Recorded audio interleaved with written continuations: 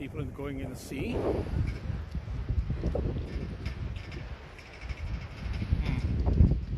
Why not doing that?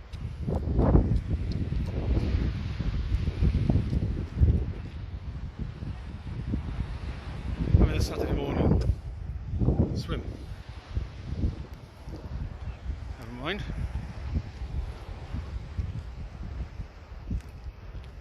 Caspian Report on YouTube. They're starting to notice. Oh, that's not the Russian flag, is it? I don't know what the hell all these flags are down here. A lot of Celtic nations. There's flag of Brittany. Flag of all sorts of places. I think there's one anti-racism because this is obviously a shitty town because it's a university town and it's completely captured by Plaid Cymru and all the rest of the cultural Marxists. Anyway, I digress. Caspian Report. Oh yes, sorry. The one flag you don't see down here is the flag of England, of course. It's the flag of Wales, Scotland, Isle of Man, not the flag of England. Pay for the whole thing, and that's partly the point of what I'm talking about.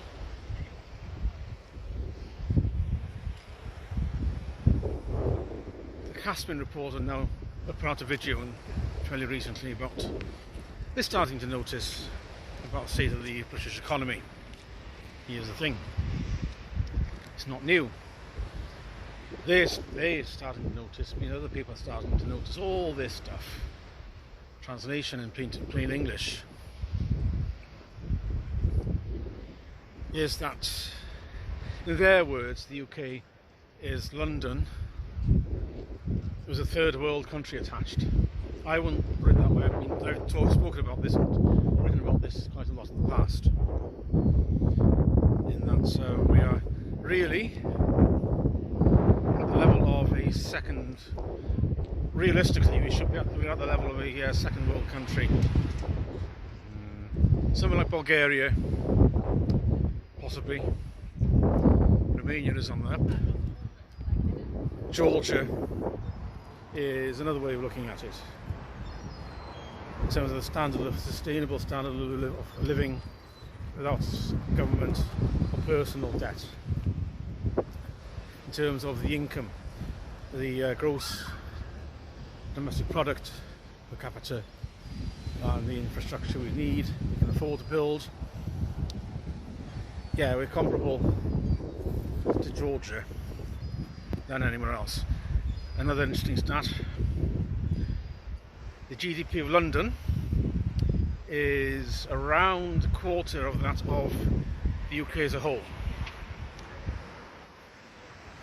It's just over 500 billion.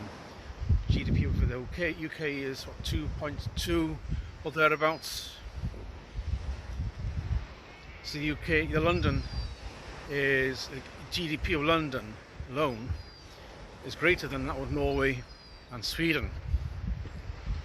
As a self-contained country, it is vastly wealthy,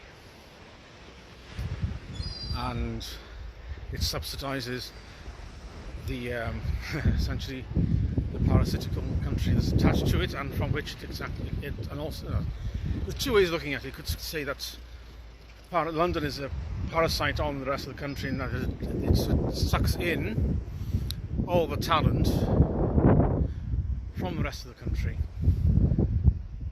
school leavers and so on, to go down to London to get their fortune, and because there aren't the opportunities back home.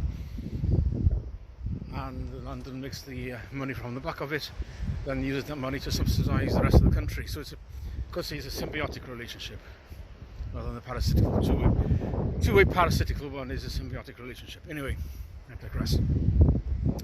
So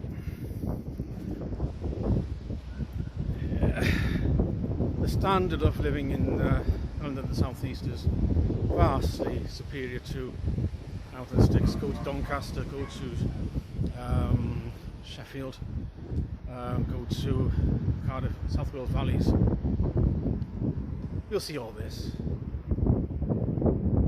It's there are pockets of prosperity, is what I'd call it.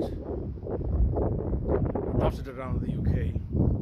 They're in major metropolitan areas. I mean, if you look at central Birmingham behind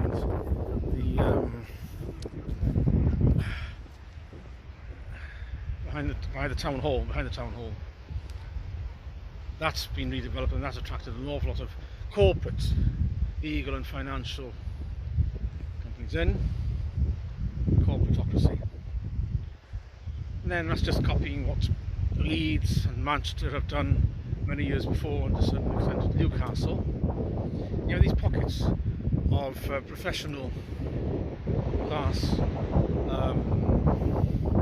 prosperity, and they are vastly at odds with the rest of the economy around them. If you go not far from central Birmingham, from the area of Chamberlain Square out towards housing, it gets pretty rough pretty quickly. You see that it's not as shiny and nice as that area around the offices. As it works, I'm afraid. You can see as far as Yarmouth, lovely, Slieve Peninsula, and essentially, okay, Reval. So there are these small pockets of prosperity, but those are isolated, and they don't really do much to generate any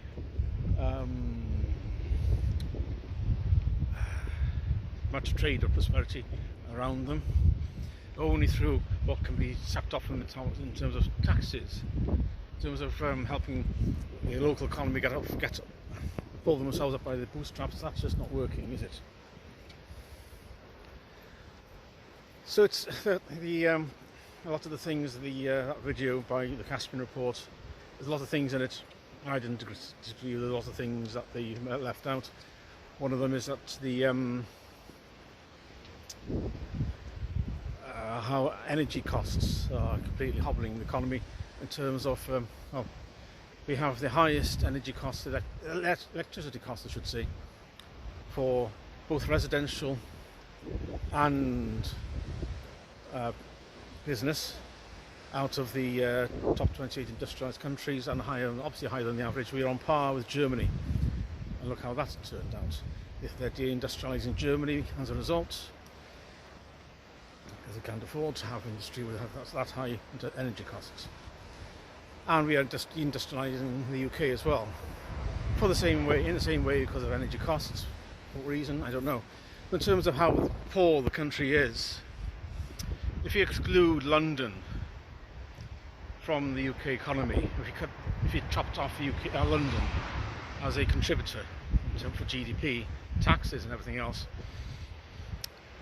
we're joint and adjusted for rates of currency exchange rates. We are on a par with Mississippi, the 49th poorest US state out of the 50. So we would be the joint 49th poorest US state if we were part of the US. That's how poor we are. And that's after 15 years of stagnation since the 2008 crash, 16 years. Productivity is flatlined. We are 24% down on where we should be. If productivity was increasing at 2% per year up until then, since the 80s, then it flatlined.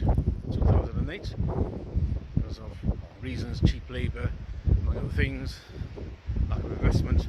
And then obviously the other thing that happened is that the disposable income also flatlined. That's down by a fifth compared to where it should be.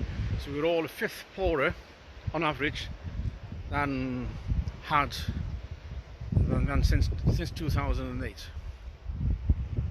We're in a very bad situation. We're living far beyond our means as a country in terms of they're not generating the income, and there's no plan except for decline. Be used to it.